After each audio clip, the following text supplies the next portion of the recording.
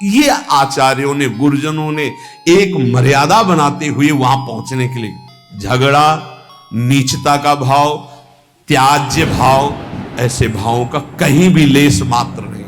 अपने अपने धर्म का पालन करते हुए परम धर्म में, परम धर्म के लिए सर्वधर्मान परित्यज्य, शब्दों को देखिए, सर्वधर्मान परित्यज्य मामेकम शरणम ब्रज अहम त्वाम सर्व पापेभ्यो मोक्षयिष्यामि मा शुचा। अब आपको एक बड़ा मंगलमय चरित्र बता रहे हैं। श्रीनाथ जी अपने गिरिराज्य में प्रकट हुए। पास में ही ब्रजवासियों का एक छोरा जो चतुर्वर्ण में आता था, उनके साथ खेलते थे जाके मंदिर से निकल के। श्री गोविंद स्वामी जी ने, सखा थे, उन्होंने देखा। अब सखा का भाव तो सखे जैसा होता है, उसका भी कान्हा ही नाम था। वैसे शब्दों में चतुर्वर्ण का संबोधन था उनके। जो कान्हा उनके साथ श्रीनाथ जी खेलते, गोविंद स्वामी जी ने देखा, का सारे सखा भाव था।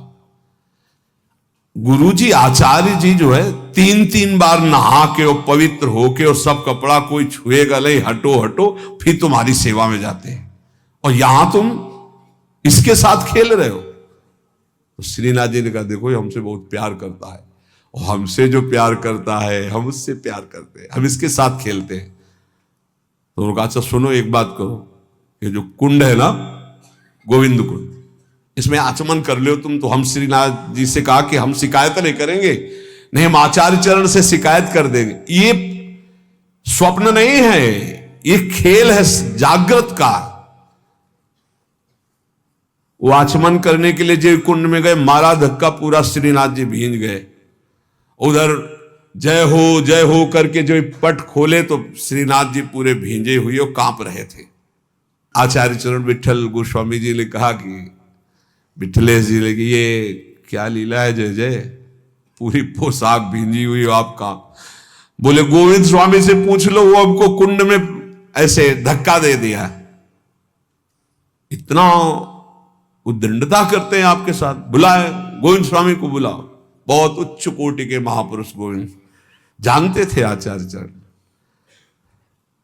आए गोस्वामी विठल, प्रणाम किया विठल नाथ जी को, जय जय, बड़ी उद्दंडता करते हो तुमने श्रीनाथ जी को कुंड में ढकेला। हां ढकेला, क्यों, किसके साथ खेल रहा था?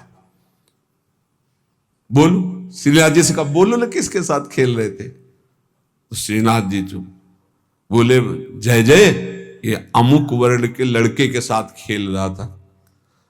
तो कहा जय जय, तो उनका देखो आप रोकना मत, जो हमसे प्रेम करते हैं हम उनको अपना मानते हैं, जो हमारे हैं उनमें ये सब।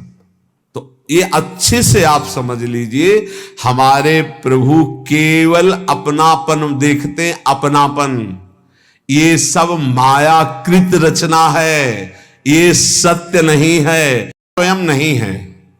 प्रेमी की इच्छा ही जाकर के भगवान में इच्छा प्रकट करती, खेलने की, भोग आरोगने की। जैसी भक्त इच्छा करता है, भावे मोहि जोई सोई सोई करें प्यारे। प्यारे पूर्ण काम है, उनको कोई भोग की आवश्यकता, किसी क्रीड़ा की आवश्यकता नहीं। सेवक जी महाराज कहते हैं, मांगो मन मनस्य दासी अपनी करी, पूर्ण काम सदा हृदयम।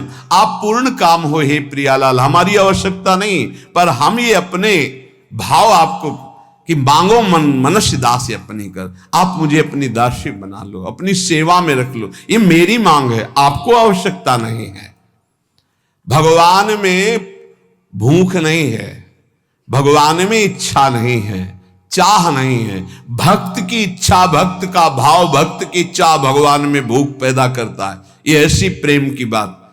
प्रभु रो रहे हैं यशोदा मैया का दुग्ध पान करने, ओ मेरा लाला पालने से उठाती पवा रही है। ये भाव, भाव का भूखा वात्सल्य भाव, तो भगवान वैसी लीला कर रहे हैं।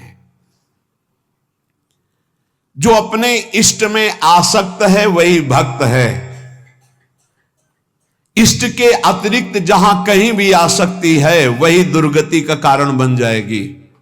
एक हिरन के बच्चे में आसक्ति हुई तो अगला जन्म हिरन का। एक एक शब्द बहुत अमूल्य है।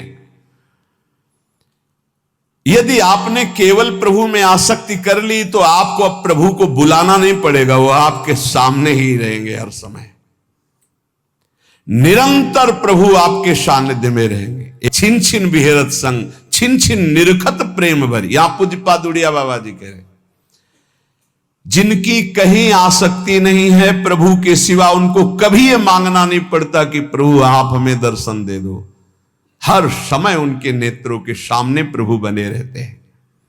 जब तक अपने पास बुद्धि रहती है तब तक ऐसी स्थिति नहीं आती। जब अपनी बुद्धि प्रभु में समर्पित हो जाती है,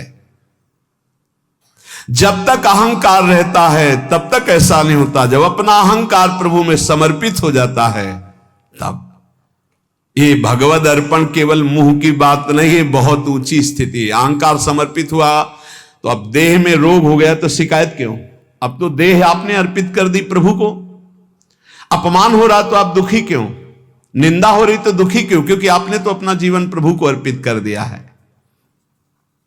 इसलिए वो महान उपासक जो अहंकार और आसक्ति प्रभु के चरणों में समर्पित कर दिए हैं, सौंदर्य, अद्भुत सौंदर्य प्रभु का, अद्भुत आनंद प्रभु का, अद्भुत सुख प्रभु का उनके हृदय में प्रकट होता है। फिर उनको कोई चाह, कोई आवश्यकता, किसी से अपना संबंध, ये चाह ही नहीं रह जाती।